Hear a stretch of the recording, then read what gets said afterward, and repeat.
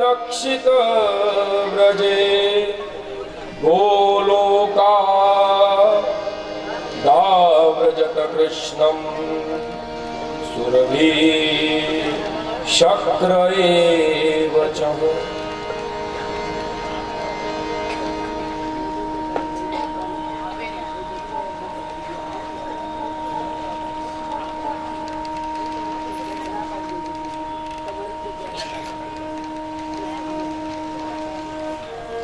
जीवन ने सफल बनावा माटे मन ने विशुद्ध करवा माटे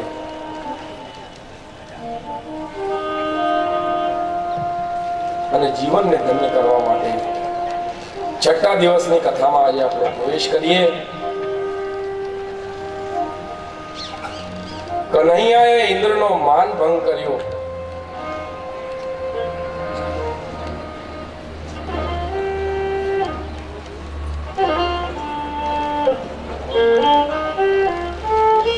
બ્રહ્માજીનો માન ભંગ કર્યો।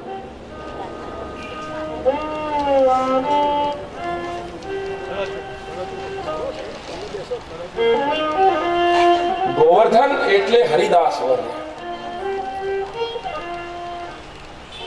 ગોલોકમાં જ્યારે પ્રિયા પ્રીતમ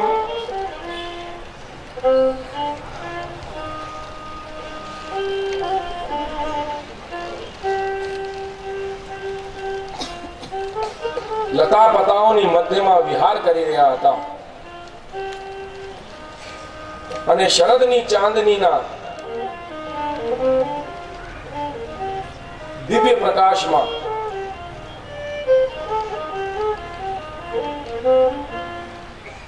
વિચરણ ચાલી રહ્યો હતો।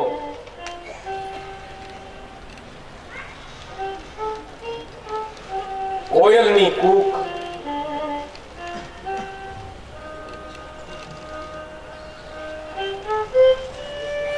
યમુનાનો નીરની કલરવ,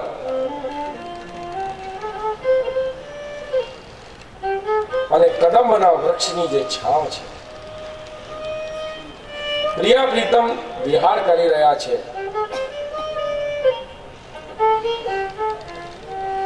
સ્વામી શ્રી રાધિકાજીના હૃદયમાંથી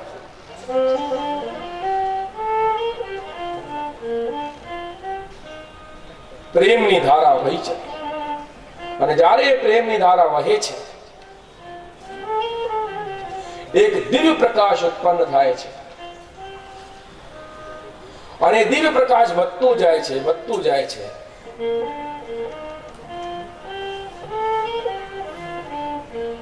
ગોલોકના દેવતાઓ, ગોલોકના સેવક ગભરાઈ જાય છે કે આ દિવ્ય પ્રકાશ ગોલોકમાં આપણે રહેવા માટે જગ્યા ના રહેવા દે, એટલું ફેલાઈ ગયું છે।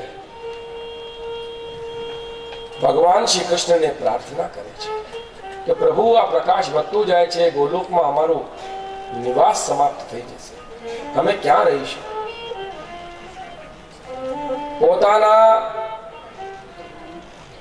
દક્ષિણ હસ્તથી પ્રભુએ દિવ્ય પ્રકાશને સ્પર્શ કરે છે, એ પ્રકાશ ફેલાવાનો રોકાઈ જાય છે અને જ્યારે પ્રકાશ પુંજ સમાપ્ત થાય છે એક દિવ્ય પર્વત ત્યાં દેખાય છે અને આ દિવ્ય પર્વત છે ગોવર્ધન। ગોવર્ધન એટલે આપણી ઇન્દ્રિયો, ગો એટલે ઇન્દ્રિયો। જો ઇન્દ્રિયોનું સંવર્ધન કરે, જો પરમ પ્રેમ રૂપા છે, જો હરિદાસ વર્ય પણ છે અને પોતે પ્રભુનો ભક્ત પણ છે, પ્રિયા પ્રીતમ પ્રભુ ઠાકુરજી અને સ્વામિનીજી જ્યારે આ ધરાધામ ઉપર અવતાર લેવાનું નક્કી કર્યું દ્વાપર યુગમાં, સ્વામિનીજી કહે છે કે મારે આ ગોલોક છોડીને કશે જવું નથી.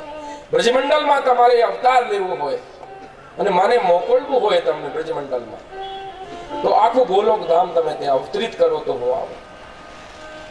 યમુનાનું નીર, કોયલની કૂક,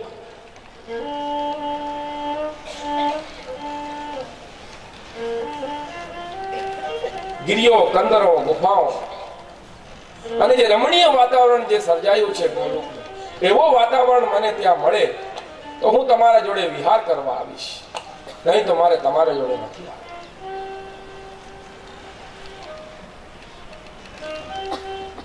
बिना राधा कृष्ण आधा. बोलो जय श्री कृष्ण.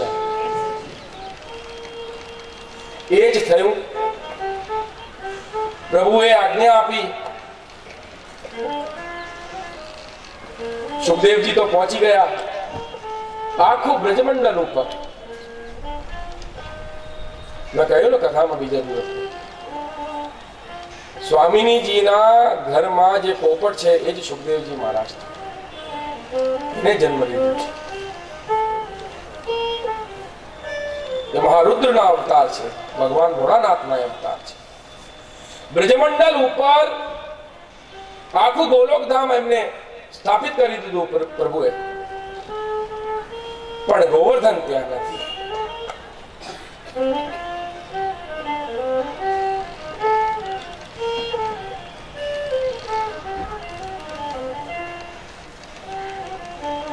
સારસ્વત કલ્પની આ વાત.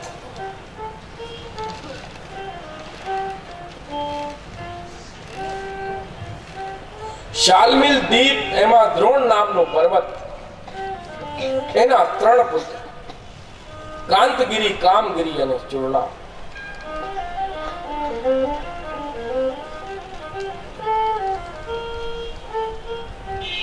સાત દીપ છે: જંબુદીપ, કુશદીપ, કલશદીપ, શાલમલી દીપ, કોચદીપ, શાકદીપ અને પુષ્કરદીપ. આમાં છે એક શાલમલી દીપ.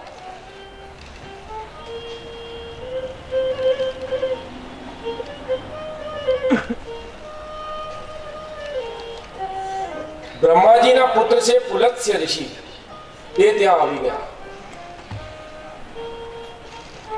તપસ્યા કરે તે વારાણસીની ભૂમિ પર, બાબા અઘોરીઓની ભૂમિ, ફક્કડોની ભૂમિમાં તપસ્યા કરે છે. ત્યાં એકે પર્વત નથી. દ્રોણ પર્વતના મોટા પુત્રને જોયું. પુલસ્ત્ય ઋષિ કહે છે કે મારે આ પર્વતને લઈ જવાની ઈચ્છા છે. કોઈ પોતાને દીકરાને એમ ના આપી દે. કોઈ કહે, કોઈ પિતાને તારા પુત્ર મને આપી દો, અધ્યયન માટે આપણે હોસ્ટેલમાં મોકલો, પણ કોઈને આખી જિંદગી માટે આપણે નથી આપી શકતા. એ કોઈને સ્વીકાર ના આપી દીધું. મનમાં પુલસ્ત્ય ઋષિ સંકલ્પ લીધું છે કે આજે મારે પુત્રને લઈ જવું છે. દ્રોણ પર્વત મનમાં વિચાર કરે છે, નહીં આપું તો શ્રાપ આપી દેશે. સામર્થ્યવાન છે. અગસ્ત ઋષિ સમુદ્ર પી જાય છે, તો આ ઋષિનું તો શું કહેવું? બ્રહ્માજીના પુત્ર છે. પુલસ્ત્ય ઋષિને કહે છે કે ઋષિવર, તમે મારા મોટા પુત્રને પૂછી લો કે એને આવવાની ઈચ્છા છે કે નથી.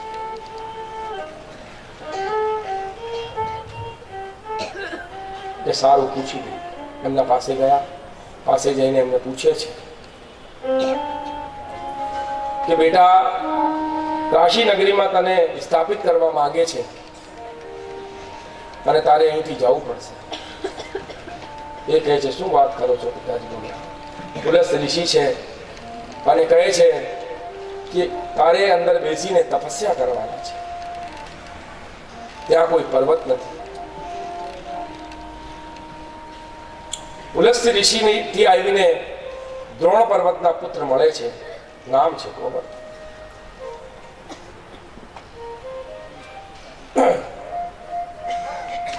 પુલસ્ત ઋષિને કહે છે કે ઋષિવર, મારી એક શરત છે, આ શરત તમે પૂરું કરી દો તો હું તમારી સાથે ચાલું. આ કહે છે પર્વત કે જે જગ્યા તમે મને મૂકી દેશો પછી એ સ્થાનથી હું ઉઠું નહીં, એ જગ્યા મારું આખી જીવન ઘર રહેશે. પુલસ્ત ઋષિ કહે છે મંજૂર. હાથમાં એને ઉપાડી લે છે, લઈ જવા માટે તૈયાર થયા આકાશ માર્ગમાં. હાથ આંખ જોડીને પ્રભુને પ્રાર્થના કરે છે, ગોવર્ધન કે બાબા, ફક્કડ અઘોરીઓની ધરતીમાં મારે જવું નથી, ત્યાં તમારી પ્રિયા પ્રીતમનું પ્રેમ મને નહીં દેખાય, રાસના દર્શન મને નહીં થાય. પ્રભુ, હું હરિદાસ વર્યો છું, પોતે ભક્ત પણ છું અને પ્રભુ રૂપે પણ પૂજાઉં છું. પ્રભુનું સ્મરણ કર્યું. આ ગોવર્ધન પર્વત આંખો ખોલીને જોઈ તો નીચે દેખાય છે બ્રજમંડળ, કે આખું ગોલોક ધામ તો પ્રભુ અહીંયા સ્થાપિત કરી દીધું, પણ હું તો અહીં દેખાતો નથી. પ્રભુને જ્યારે પ્રાર્થના કરી પુલસ્ત ઋષિને પ્રેશર વધી ગયું બોડીમાં, લઘુશંકા આવી ગઈ, ને લઘુશંકા જ્યારે આવી તેને પર્વત મૂકી દીધો.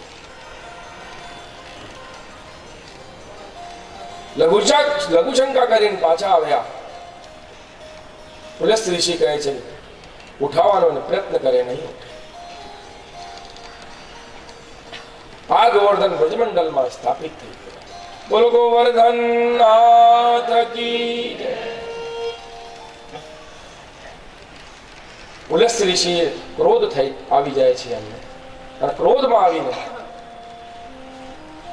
એને શ્રાપ આપી દે છે કે દિવસ દિવસ તું શરીરમાં આ પૃથ્વીમાં જતો રહેશે.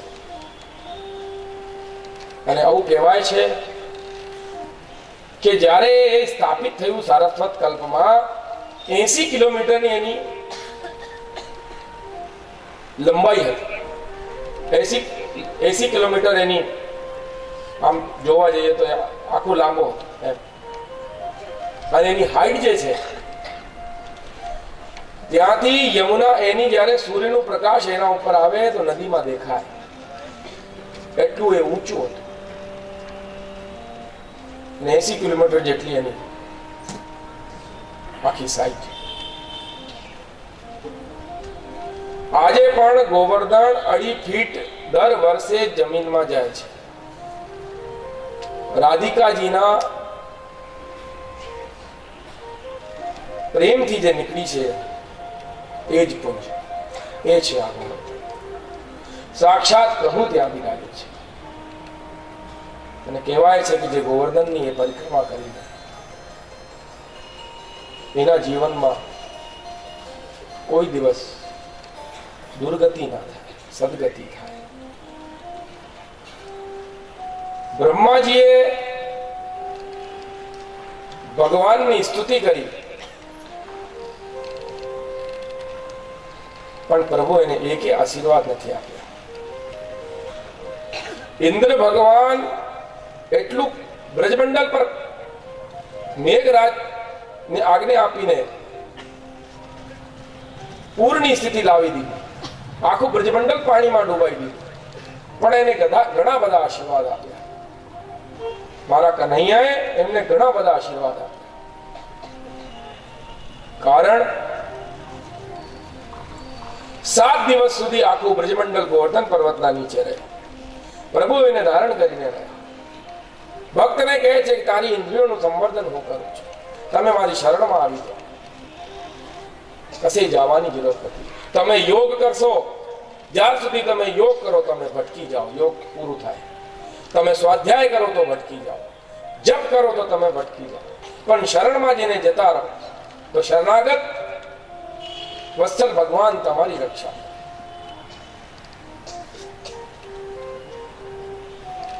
7 દિવસ સુધી ગોપિકાઓ, ગાયો, બ્રજમંડળના જેટલા લોકો હતા આ ગોવર્ધન ઉપર છે, નીચે બધા કનૈયા એક હાથ ઉપર આંગળી પર ગોવર્ધન ધારણ કર્યું છે. ઇન્દ્રને આશીર્વાદ આપવા પાછળ કારણ પ્રભુથી જે ભક્તોને 7 દિવસ સુધી જે સાક્ષાત્કાર કરાયું એનો પરિણામ છે કે ઇન્દ્રને આશીર્વાદ આપ્યા. અને 1 વર્ષ સુધી પ્રભુથી ભક્તોને જેને વિરહ કરાયો, લઈ ગયા બ્રહ્માજી વાછેડાઓને અને ગ્વાલ બાલોને, એ પ્રભુને કોઈ દિવસ પ્રિય ના હોય. બોલો જય શ્રી કૃષ્ણ. ઇન્દ્રે ભગવાન મેઘ તાંડવ કર્યું છે, પણ 7 દિવસ સુધી બધા કન્યાને જોતા રહ્યા. 7 દિવસ સુધી ગોવર્ધન નાથ ગોવર્ધનને ઉપાડીને ઉભા છે. અને શું દ્રશ્ય છે! અને એક વચન આપ્યું પ્રભુએ કનૈયાને કહે છે, પ્રભુએ ઇન્દ્રને કહે છે, કનૈયા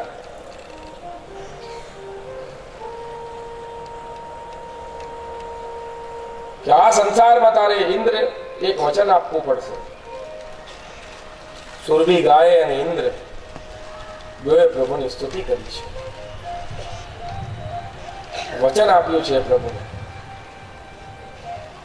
કે સંસારમાં જેટલા જીવ છે સવારથી સાંજ સુધીમાં કોઈ પ્રયત્ન ના કરે, પણ તારે અન્ન અને જળ એને સાંજ સુધીમાં આપવું જ પડશે. બોલો જય શ્રી કૃષ્ણ.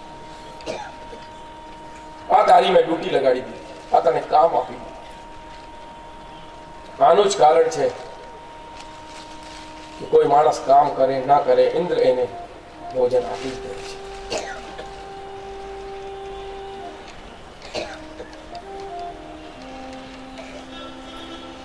ગોવર્ધન લીલા પૂર્ણ થઈ, બધા પોતપોતાને ઘરે ગયા.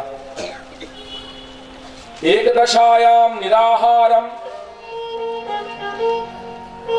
સમવયર્ચ જનાર્દનમ શ્રાતુમ નંદસ્તુ કાલિંદા દ્વાદશાયામ જલમ વિશદ. એકાદશીની તિથિના દિવસે નંદ બાબાએ વ્રત કર્યું. વ્રત કરીને રાતે 12 વાગ્યા એની ઊંઘ ખુલી ગઈ અને એમને લાગ્યું બ્રહ્મ મુહૂર્ત થઈ ગયું. જમનાજીમાં સ્નાન કરવા જાય છે, વરુણના પાશ એને બાંધીને લઈ આવે છે. પ્રભુને ખબર પડે છે વરુણ ઉપર કૃપા કરવા માટે આજે પ્રભુ કાલિંદીમાં